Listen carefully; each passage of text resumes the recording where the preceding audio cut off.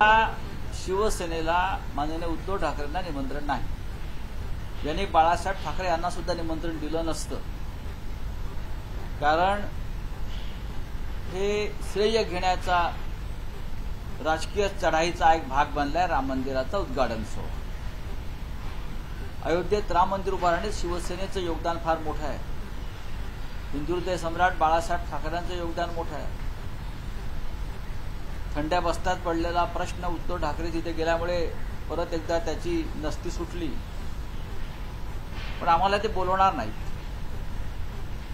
याचं कारण असं आहे की उद्धव ठाकरे तिथे गेले की तिथे पुन्हा एकदा शिवसेनेचा जय जयकार होईल, बाळासाहेब ठाकरेंचा जय जयकार होईल, उद्धव ठाकरेंचा जय जयकार होईल। त्याच्यामुळे ज्यांचं योगदान आहे त्यांना ते सन्मानानं कधीच बोलवणार नाही।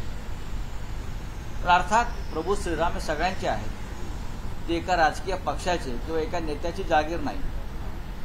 त्यांचा राजकीय सोहळा होऊन जाऊ द्या, मग आम्ही धार्मिक उत्सव जाऊन करू।